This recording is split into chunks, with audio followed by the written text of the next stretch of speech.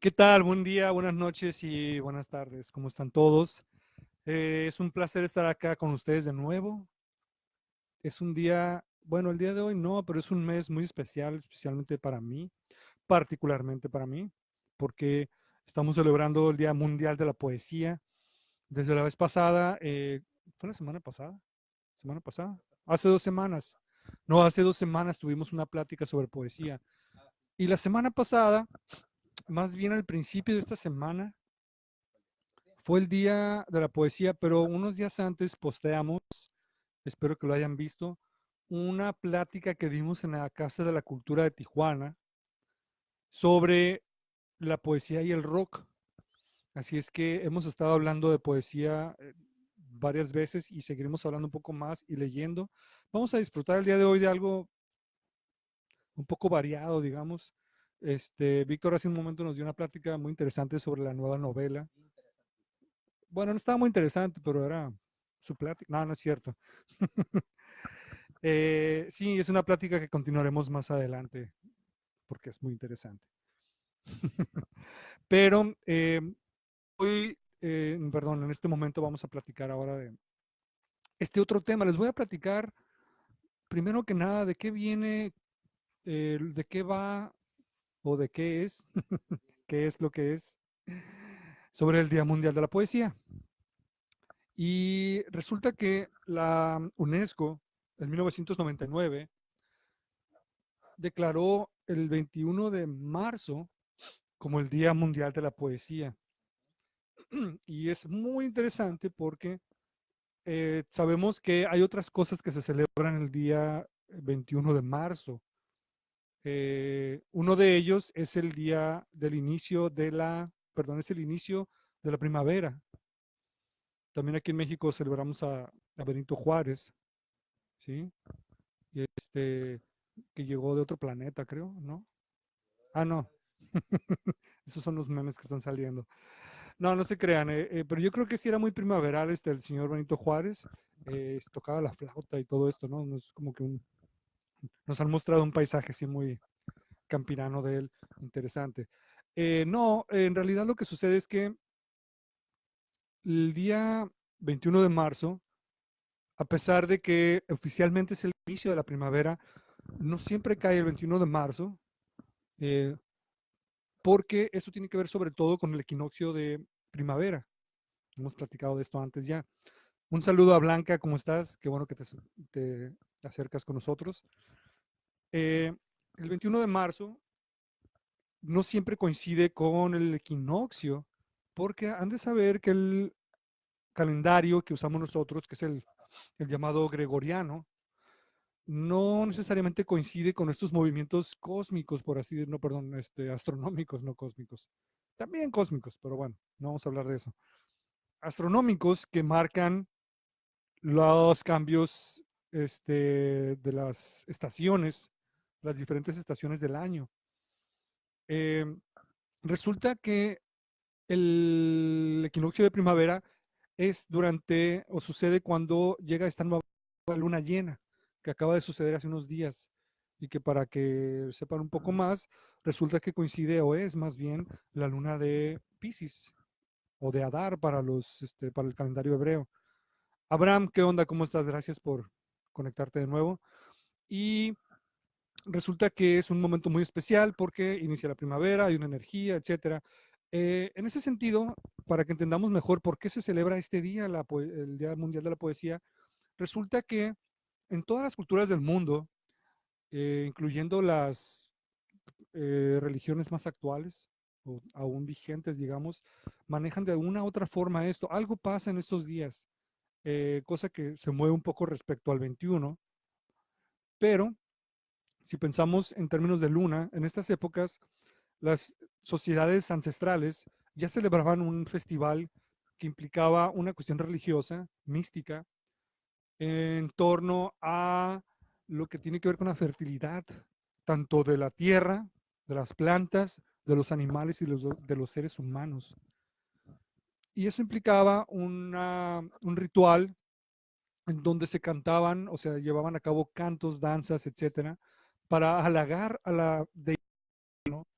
O sea, los diferentes dioses de diferentes culturas que tuvieran que ver con la fertilidad, ¿sí?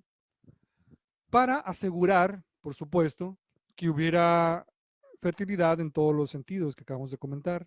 Y sobre todo pensando en esto, ¿para qué querrían ellos halagar a una deidad de la fertilidad? Creo que es bastante obvio, ¿no?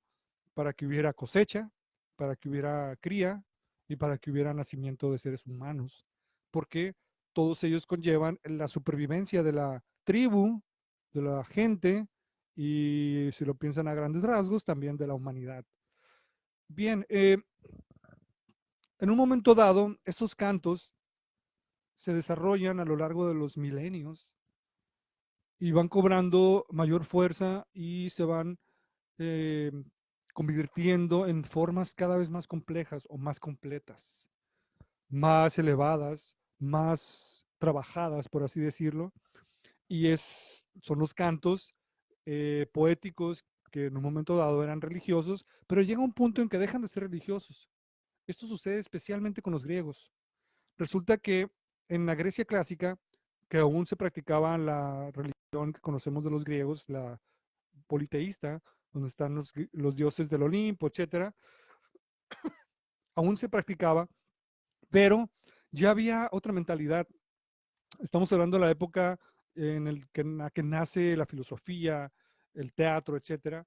Hay un cambio de visión y por lo tanto la gente, los griegos, a pesar de que seguían practicando esta religión, ya no funcionaba igual. Había una mística distinta. Ya no necesariamente pensaban que tenían que rezarle como lo hacían sus ancestros miles de años atrás, sino, bueno, no rezar, sino pedir a los dioses, sino que el halago no solamente iba en torno a que les permitiera una buena cosecha, sino que les ayudara en otros aspectos de la vida. Hay un poema que ahorita a ver si se los leo. Ah, sí se los voy a leer. ¿Qué les parece? Para ilustrar mejor esto. Un poema de la poetisa Safo de Lesbos. Sí, yo sé que sonó medio raro eso, pero sí, es una lesbiana. Creo que lo habíamos comentado esto ya. Por cierto, creo que este poema ya lo leí, no importa, lo voy a leer para que entiendan a qué me refiero. Lo leímos el día del 14 de febrero. Desde entonces, desde entonces estamos con estas condiciones poéticas.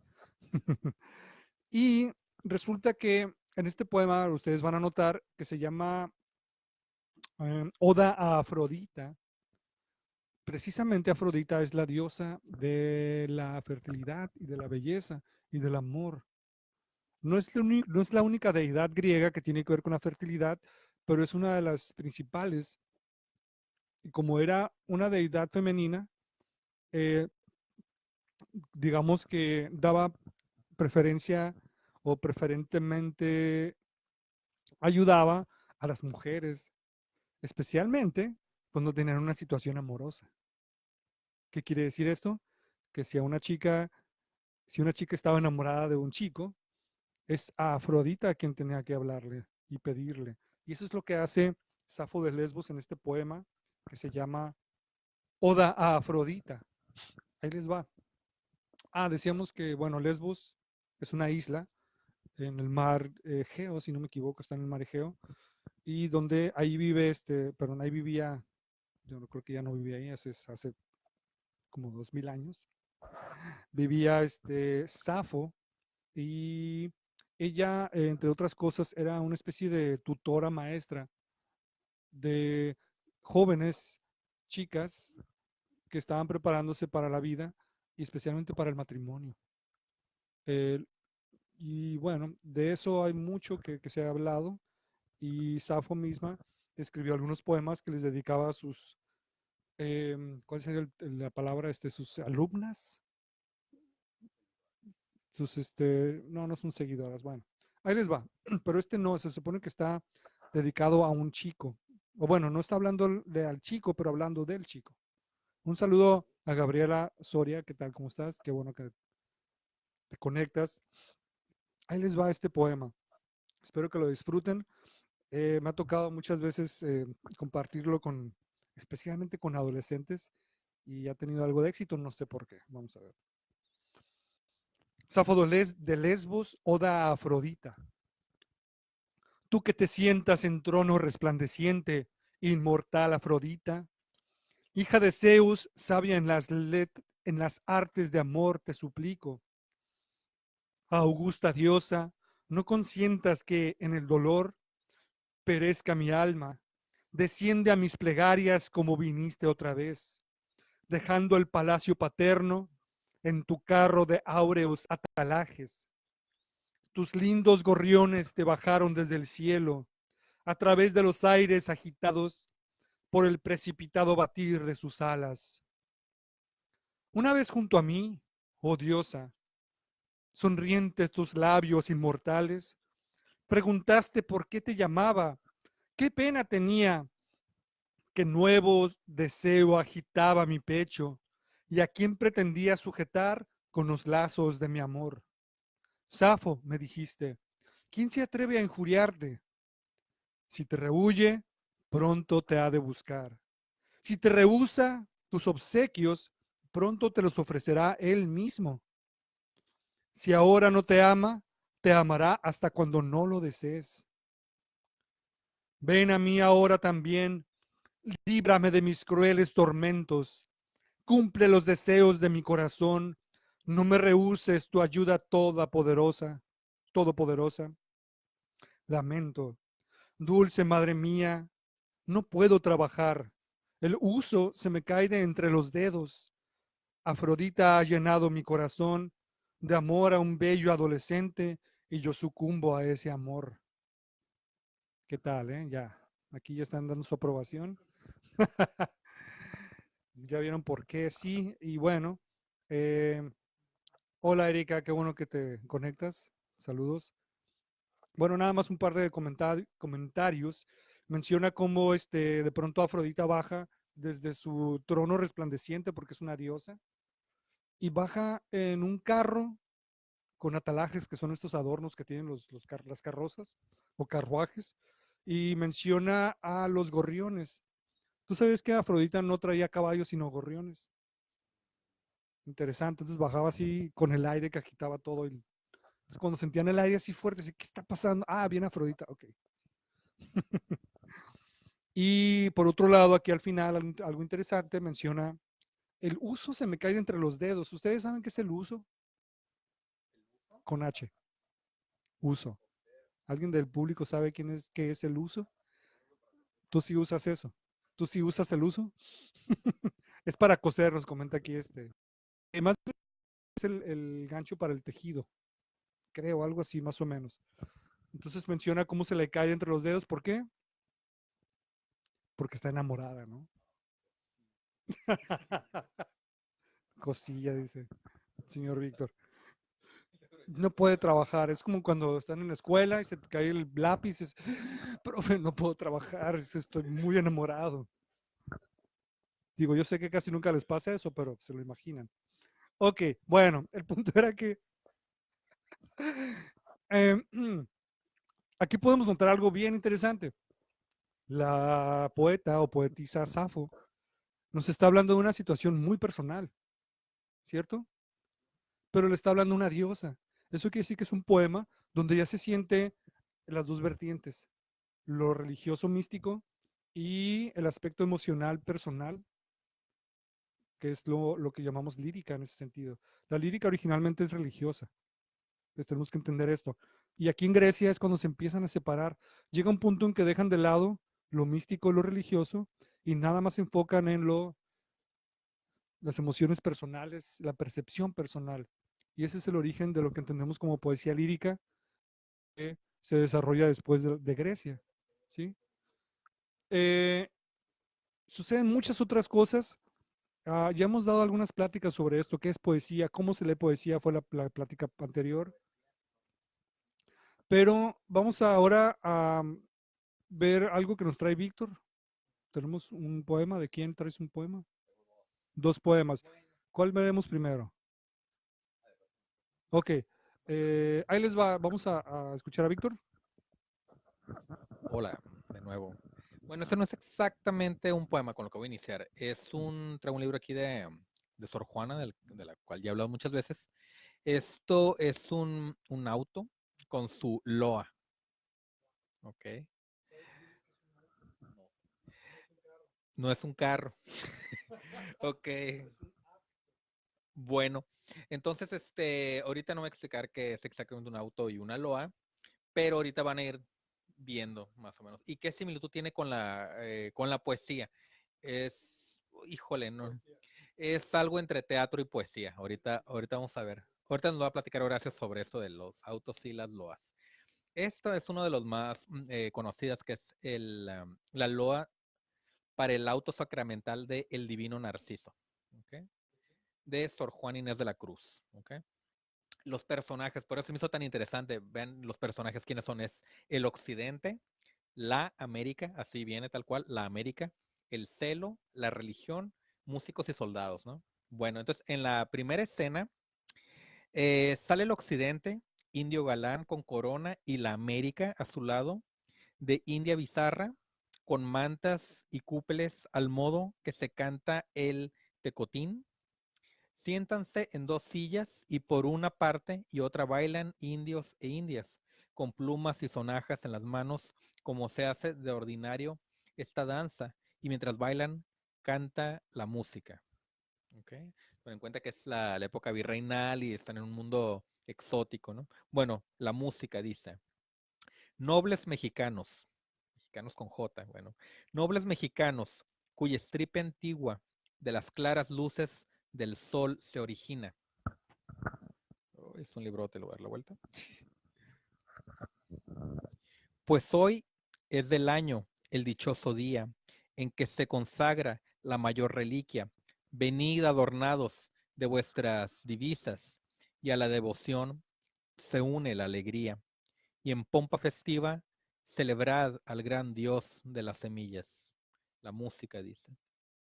Y pues la abundancia de nuestras provincias se le debe al que es quien las fertiliza. Ofreced devotos, pues les son debidas de los nuevos frutos todas las primicias. Dad de vuestras venas la sangre más fina, para que mezclada a su culto sirva, y en pompa festiva celebrad al gran Dios de las semillas. Luego, siéndase el occidente y la América, y cesa la música.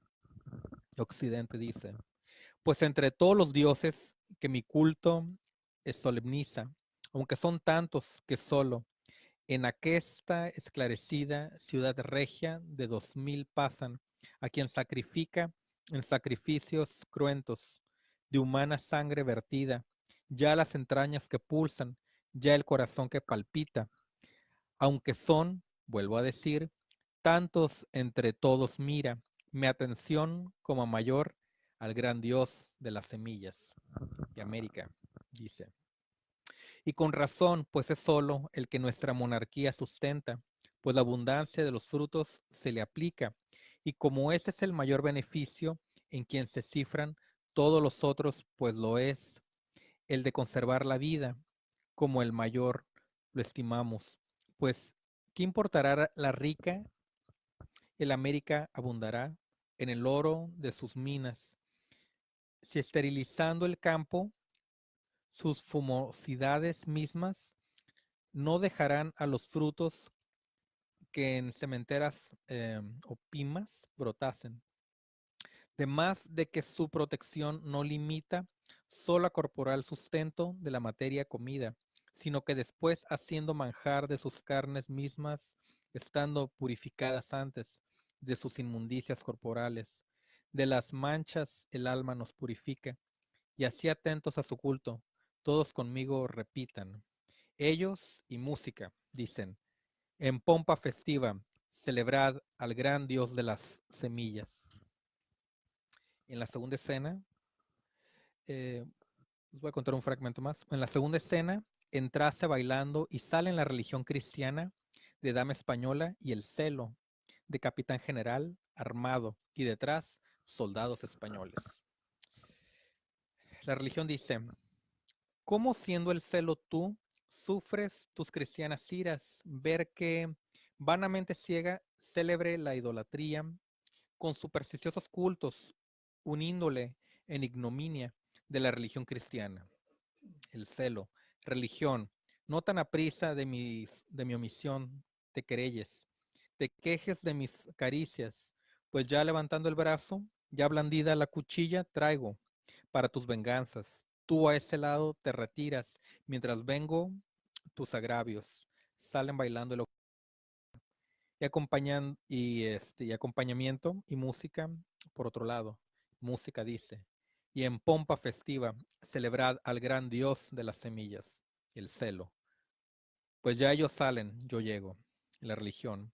Yo iré también, que me inclina la piedad a llegar, antes que tu furor la embista, a convidarlos de paz, a quien mi culto reciban, el celo. Pues llamemos que en sus torpes ritos está entretenida la música, y en pompa festiva celebrad al gran Dios de la semilla. Llegan el cielo y la religión. Y por último, por ese momento, la religión dice, Occidente poderoso, América bella y rica, que vivís tan miserables entre las riquezas mismas, dejad el culto profano a que el demonio nos incita, abrid los ojos, seguid la verdadera doctrina que mi amor os persuade. Y por el momento es todo, ¿ya ven?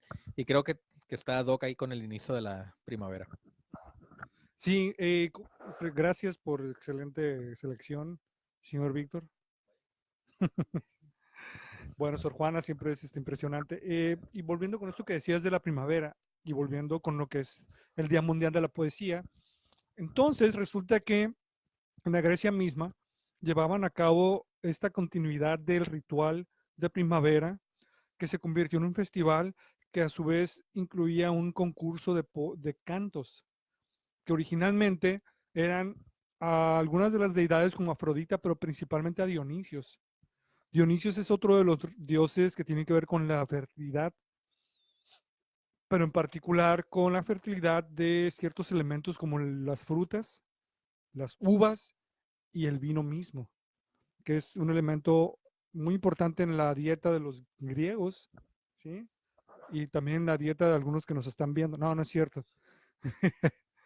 Y también, por supuesto, junto con el trigo y junto con la carne y el queso de cabra, ¿cierto? ¿Han ido a comer giros, por ejemplo, con un vino? ¿Te gustan los giros? Es queso, es carne de cabra, ¿no? De borrego, que es un platillo, bueno, de por allá también. Y esto tiene que ver con que Dionisio se iba acompañado de un séquito de faunos o sátiros, que son precisamente cabríos. Por eso, todos juntos representan la dieta básica de los griegos y la fertilidad para tener esa dieta. Entonces tenía que ver con una supervivencia alimenticia y de otro tipo. Ese es el origen o ese es el sentido, perdón, que tenía el ritual de primavera. Sin embargo, llega un punto en que esto ya no tiene mucho sentido, especialmente en la Grecia clásica. Tanto así, fíjense, así lo cuentan. Esto sucedió en el siglo, déjenme acordarme, 4 o 3 más o menos, antes de Cristo, en la ciudad de Atenas. La gente tenía este festival, estaba muy padre. ¿Qué pasaba? Era así como Coachella. Bueno, no era como Coachella, realmente. No crean eso. Había canciones, había cantos, había un montón de poesía, vino, comida, ya saben, ¿no? Lo que tiene que haber en un party. Y literalmente era una fiesta. Pero era una fiesta que de alguna manera había dejado de tener ese sentido específico de la supervivencia por la fertilidad. Entonces, la gente iba para divertirse principalmente, como el carnaval hoy en día. De hecho, tiene que ver con el carnaval, estrictamente hablando, de una manera que se ha diluido bastante. El punto es que la gente escuchaba los cantos que tenían que ver con Dionisios, que contaban una historia en donde Dionisios moría y revivía o renacía, porque representa obviamente las plantas que mueren en invierno y renacen en primavera, ¿sí? Y eso implicaba que había una historia que de pronto la gente ya no entendía muy bien. Así como, no sé de qué están hablando, pero pues no importa, saquen el vino, ¿no? Ya saben, de pronto pasa eso. Entonces, es cuando el regente de la ciudad de es la época de Pericles, si no me equivoco, sí, Pericles, el regente de la ciudad de Atenas, le pide al director del coro principal, que era el tal Tespis o Tepsis, que inventara algo para que estuviera más atractivo, porque la gente como que ya le estaba perdiendo el gusto, por así decirlo. Entonces necesitaban un aliciente turístico porque recibían gente de otras partes. Saben que Atenas es una especie de capital, hoy en día es la capital de Atenas. En esa época no era un país políticamente unido, pero era una zona este, con una cultura específica. Resulta entonces que dice, se supone que Tespis toma y dice, bueno, voy a agarrar, a ver qué pasa con esta historia. La gente no la entiende, voy a meter a alguien que haga una pregunta de qué están hablando. Entonces, con este detalle, Tespis crea algo nuevo, lo que es el diálogo teatral. ¿Sí? Pone otro personaje que le pregunta al cantor principal, que por lo regular era el que estaba disfrazado y representaba a Dionisios. Le preguntaba, oiga, ¿por qué pasa esto? Oh, déjame contarte entonces, ¿por qué se muere? Que no sé qué. ¿Y por qué resucita? Oh, porque no sé qué, no sé qué. Entonces la gente dijo, está interesante, ya le agarré la onda. Pero además, con esto inaugura técnicamente algo que da origen al teatro, porque es el diálogo. El diálogo es la base del teatro y muy ad hoc a lo que acaba de leer ahorita Víctor, que es una forma de teatro, perdón, es teatro, que a su vez es una forma de poesía. Tenemos que entender que hay tres tipos de poesía principalmente, de acuerdo a los griegos. La épica, que es la historia, las historias de personajes importantes y tiene que ver con una cuestión bélica y el origen de algún reino o país. Y la poesía dramática, que es esta de la que estamos hablando, y que tiene que ver con el manejo del diálogo, y que a su vez originalmente eran historias que tenían que ver con la muerte, por lo que decíamos de Dionisios. Por eso es que la primera forma de teatro son las tragedias, porque llegó un momento en que dijeron, está muy buena la idea, bien, excelente, tuvo un excelente, mucho éxito, le fue muy bien a Tespis con este invento suyo, entonces todo el mundo dijo, pues vamos a hacer igual, yo también voy a hacer mi poema en diálogos, y así es como nace el teatro, y dijeron, no, pero ya no vamos a hablar de Dionisios, ¿qué otros personajes hay? Se agarraron la mitología, y empezaron a meter y a meter, pues resulta que en todos los mitos hay cuestiones de muerte. Y luego cuando empiezan a tomar historias que no son necesariamente de dioses, sino legendarias, donde salen seres humanos como Edipo Rey, también hay una cuestión de muerte de por medio, de castigo, etcétera, etcétera. ¿Qué tiene que ver nada más para que entendamos mejor por qué pasa esto? Dice Octavio Paz que la tragedia griega trata finalmente de lo que es el destino del hombre, lo inevitable, pero aludiendo a que son los personajes mismos los que tejen su propio destino a pesar de que sea inevitable, lo cual es un rollo filosófico muy interesante. Ahora bien, con esto quiero ir a otro punto bien importante. Si originalmente el ritual de primavera tenía un sentido de supervivencia de la tribu por medio del canto, ¿de qué servirá después de que se pierde esa mística? ¿De qué servirá la poesía y el arte en general, la literatura? ¿Tendrá que ver con otra forma de supervivencia? ¿Tú qué crees, Víctor? ¿Hay una supervivencia de por medio cuando lees un poema? Yo creo que sí. Yo creo que la poesía, espero no irme muy lejos, hace la vida más vivible. Hay una distancia, ¿no? La poesía no es lo mismo que el poema. El poema es una forma escrita, hay varias como las que mencionó Horacio, pero poesía puede haber en una pieza de música. Hablando de la primavera, Le Sacre du Printemps, el rito de la primavera de Stravinsky, ¿no? En la pintura, incluso en cosas cotidianas, cosas maravillosas que suceden en el día menos esperado, en sensaciones muy intensas, el amor, las ideas sobre la eternidad, ese tipo de cosas, ¿no? Yo creo que es importante que en la vida ordinaria de las personas haya unas cantidades modestas al menos de poesía. Y yo creo que de eso sí depende nuestro potencial de sobrevivir en este mundo locochón. Sí, efectivamente. Estamos hablando ahora de una forma de supervivencia más bien, tal vez no material o física, por lo menos no de manera inmediata, sino una supervivencia emocional, espiritual, intelectual y, ¿por qué no, social?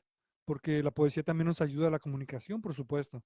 Recordemos que la poesía, como una forma de música, nos exige escuchar, y escuchar sirve para poder comunicarnos, ¿cierto? A ver, pero antes, un anuncio, un saludo a Claudia Lara. Dice que me encantan los giros, ya te dio hambre. Sí, pues ve por unos y acá esperamos. No, no es cierto.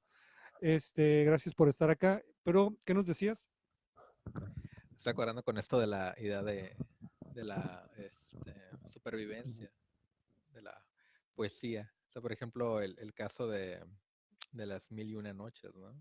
Le dejaba el cuento inconcluso para sobrevivir una noche más, ¿no? Ajá. Curioso porque el año pasado que estuve en la FIL, un escritor mexicano, digo, ¿quién es? Bueno, Antonio Ortuño, decía que mencionó mucho en su charla la idea de sobrevivir. Decía que eran dos formas de sobrevivir. Materialmente, quiere decir que, o sea, sacar la papa, como dicen, o sea, que fuera remunerado, poder vivir de eso. Y también como no perder la cordura, básicamente eh, sobrevivir, eh, sobrellevar las tensiones del mundo actual. Me acordé ahorita de eso. Sí, efectivamente, eso es por supuesto más bien del lado del poeta o escritor, ¿verdad? Eh, ahorita les voy a leer acerca de eso con Han Yu. Este poema, no sé si lo he leído antes, no importa, siempre es bueno leerlo de nuevo. Han Yu es un poeta chino. Este, Ahorita les digo de cuándo es él. Aquí está. Él vivió en el 700, del 768 al 824. Y este poema me gusta mucho porque ilustra perfectamente esto de lo que estamos hablando. Eh, el título que se lo da a Octavio Paz, porque le hizo la traducción, dice Misión de la Literatura. Sin embargo, yo siempre pienso que debería ser más bien Misión de la Poesía, ¿sí? Sobre todo pensando que originalmente no había literatura como tal, sino poesía, sobre todo cuando no había escritura. La literatura es lo que se convirtió la poesía, en lo que se convirtió la poesía cuando se empezó a trabajar sobre la escritura, el papel y la pluma. Antes de eso no había tal cosa. Los poemas se componían al aire, o mejor dicho, cantados. Bueno, como lo hacía el mismo Homero. Y esto que les voy a leer ilustra muy bien esta cuestión de la supervivencia en términos del equilibrio de las cosas. Fíjense nada más. Hanyu, misión de la literatura. Todo resuena, apenas se rompe el equilibrio de las cosas. Los árboles y las hierbas son silenciosas. El viento las agita y resuenan. El agua está callada, el aire la mueve y resuena. Las olas mugen, algo las oprime. La cascada se precipita, le falta suelo. El lago hierve, algo lo calienta. Son mudos los metales y las piedras, pero si algo los golpea, resuenan. Así el hombre, si habla, es que no puede contenerse. Si se emociona, canta. Si sufre, se lamenta. Todo lo que sale de su boca en forma de sonido se debe a una ruptura de su equilibrio. La música nos sirve para desplegar los sentimientos comprimidos en nuestro fuero interno. Escogemos los materiales que más fácilmente resuenan y con ellos fabricamos instrumentos sonoros. Metal y piedra, bambú y seda, calabazas y arcilla, piel y madera. El cielo no procede de otro modo. También él escoge aquello que más fácilmente resuena. los insectos en otoño, el viento en invierno. Una tras otra, las 4 estaciones se persiguen en una cacería que no tiene fin. Y su continuo transcurrir no es también una prueba de que el equilibrio cósmico se ha roto. Lo mismo sucede entre los hombres. El más perfecto de los sonidos humanos es la palabra. La literatura, a su vez, es la forma más perfecta de la palabra. Y así, cuando el equilibrio se rompe, el cielo escoge entre los hombres a aquellos que son más sensibles y los hace resonar. Bueno, pues creo que de alguna manera esto ilustra lo que estabas comentando, ¿no? Esta idea de cómo es que um, el poema nos ayuda a recobrar un equilibrio que si no lo expresáramos, si no lo materializáramos, no tendríamos. Un equilibrio que no tendríamos. ¿Por qué? No podemos resonar, sí, como dice aquí Han Yu. Y bueno, a propósito también de um, primavera, naturaleza, este, fertilidad, yo les quiero compartir algo de un poeta sueco que estoy buscando. Casi lo tengo ya, permítanme. ¿Dónde quedó? Que habla de... permítanme. ¿Saben qué? Voy a buscarlo un momento y nos vemos a rato. No, no es cierto. Víctor nos va a compartir otro poema, pero ahorita vamos con este poeta sueco muy interesante. ¿Cuál nos traes ahora, Víctor? Ahora, para darle un poquito de continuidad a lo que les leí de Sor Juana, de El Divino Narciso. Bueno, pues continuando en esta línea, les voy a leer un pequeño poema de José Lezama Lima, el escritor cubano que es uno de los principales representantes de lo que se conoció como el neobarroco. Su poesía pues es un poquito más densa, muy culta. Y, hola, saludos Claudia, ¿qué tal? Ay, Erika, ahí está.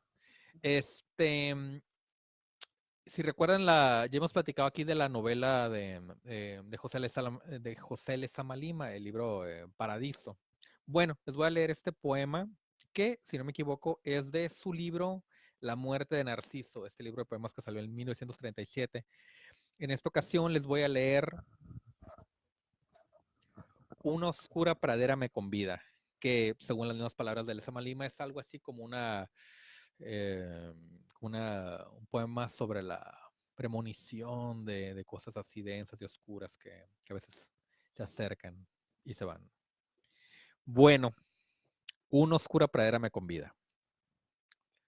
Una oscura pradera me convida, sus manteles estables y ceñidos giran en mi balcón se aduermen, dominan su extensión, su indefinida cúpula de alabastro se recrea. Sobre las aguas del espejo, breve la voz en mitad de 100 caminos. Mi memoria prepara su sorpresa, gamo en el cielo, rocío, llamarada. Sin sentir que me llaman, penetro en la pradera despacioso, úfano en nuevo laberinto derretido. Allí se ven ilustres restos, 100 cabezas, cornetas, 1000 funciones abren su cielo, su girasol callado. Extraña la sorpresa en ese cielo, donde sin querer vuelven pisadas y suenan las voces en su centro henchido. Una oscura pradera va pasando. Entre los dos, viento o fino papel. El viento herido, viento de esta muerte mágica. Una y despedida. Un pájaro y otro ya no tiemblan. Bueno, ese es el poema Una oscura pradera me convida de José Lezama Lima. ¿Lo encontraste, Horacio? Bueno, le paso el relevo a la Horacio. Bueno, ahorita me acabo de acordar que a propósito de esto de la poesía y de escuchar como música que es, les quería compartir un poema, pero lamentablemente es muy largo. Es de Julio Cortázar, que se llama, pero se los voy a recomendar que lo vean con calma, lo lean. Se llama Para escuchar con audífonos. Les voy a leer un pedacito nada más. No sé si funciona un cachito nada más, pero en este poema, que al principio es un poema en prosa, lo cual es totalmente posible, si pensamos que de pronto la prosa también puede tener ritmo y musicalidad, depende de eso, porque sabemos que prosa y poesía son como contrarios, por así decirlo, no antagonistas, pero sí son distintos, vaya. Son las dos formas distintas de lo que entendemos como literatura. Y bueno, en este poema, Cortázar está hablando primero técnicamente de lo que pasa cuando escuchamos audífonos, con audífonos. Y luego lo compara con escuchar el poema. Y eso es muy interesante. Entonces, les voy a leer nada más uno o dos pedacitos. Eh, dice, ahí les va. Si más adelanto de pronto, al principio dice, no, pues alguien me lo explicó, sucede esto y esto y aquello. Y luego de pronto dice, me fascina que la mujer que está a mi lado escuche discos con audífonos, que su rostro refleje, sin que ella lo sepa, todo lo que está sucediendo en esa pequeña noche interior, en esa intimidad total de la música y sus oídos. Si también yo estoy escuchando, las reacciones que veo en su boca o sus ojos son explicables, pero cuando solo ella lo hace, hay algo de fascinante en esos pasajes, esas transformaciones instantáneas de la expresión, esos leves gestos de las manos que convierten ritmos y sonidos en movimientos gestuales. Música en teatro, melodía en escultura animada. Por momentos me olvido de la realidad y los audífonos en su cabeza me parecen los electrodos de un nuevo Frankenstein, llevando la chispa vital a una imagen de cera, animándola poco a poco, haciéndola salir de la inmovilidad con que creemos escuchar la música y que no es tal para un observador exterior. Ese rostro de mujer se vuelve una luna reflejando a la luz ajena, luz cambiante que hace pasar por sus valles y sus colinas un incesante juego de matices, de velos, de ligeras sonrisas y de breves lluvias de tristeza. Luna de la música, última consecuencia erótica de un remoto, complejo proceso casi inconcebible. ¿Qué tal? Está genial, ¿no? Y de pronto más adelante dice lo siguiente.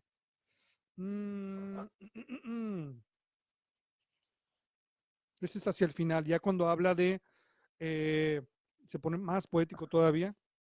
Y un detalle muy importante, tenemos que pensar que este poema lo debe haber escrito más o menos por ahí de los 60, cuando se usaba los aparatos de discos de vinil, digo, todavía existen, pero en esa época era todo lo que había de pronto, y audífonos que iban conectados a través de un cable. Bueno, y de pronto menciona esto por acá al final, dice, ¿cómo no pensar después que de alguna manera la poesía es una palabra que se escucha con audífonos invisibles? Apenas el poema comienza a ejercer su, su encantamiento. Podemos abstraernos con un cuento o una novela, vivirnos en un plano que es más suyo que nuestro en el tiempo de lectura. Pero el sistema de comunicación se mantiene ligado al de la vida circundante. Tú que estabas hablando de novela. ¿No? La información sigue siendo información por más estética, elíptica, simbólica que se vuelva. En cambio, el poema comunica el poema. Y no quiere ni puede comunicar otra cosa. Su razón de nacer y de ser lo vuelve interiorización de una interioridad, exactamente como los audífonos que eliminan el puente de fuera hacia adentro y viceversa, para crear un estado exclusivamente interno, y vivencia de la música que parece venir desde lo hondo de la caverna negra. Nadie lo vio mejor que Rainer Maria Rilke en el primero de los sonetos a Orfeo. Orfeo canta, oh alto árbol en el oído. Árbol interior, la primera maraña instantánea de un cuarteto de Brahms o de Lutoslavski, dándose en todo su follaje.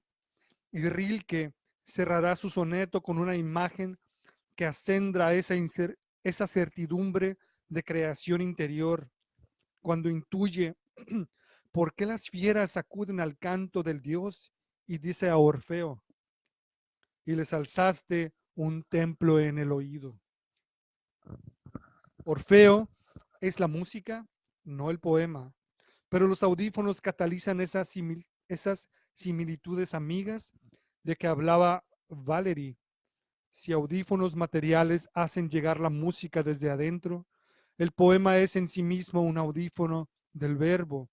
Sus impulsos pasan de la palabra impresa a los ojos y desde ahí alzan el altísimo árbol en el oído interior. ¿Qué tal? Vamos a hacer un comentario. ¿Cómo la ves, Víctor? Bueno, ahorita a propósito de lo que nos estaba leyendo Horacio de escuchar sobre audífonos, ¿no? Mencionaba que pues seguramente esto lo escribió en los 60. Algo curioso de la poesía es que hay una interpretación así muy, tal vez muy general, de que tiene que ver con cosas así muy, ¿cómo decirlo? Tradicionales o naturales, bla, bla. Pero la poesía es otra cosa, no es en sí el poema y no es en sí la temática. Que también se pueden introducir cosas actuales o modernas, ¿no? Tal vez ya salió el primer poema mencionando al iPhone, ¿no? Estamos platicando en otra ocasión sobre el libro Alcoholes de Guillaume Apollinaire, ajá, que tiene el primer poema que es muy, muy extenso, que menciona letreros eléctricos, lámparas, aviones, pero eso es a principios del siglo pasado en Europa, o sea, todo eso era novedad. Esas cosas no tenían ni siquiera, no sé, unos cuantos años, pues.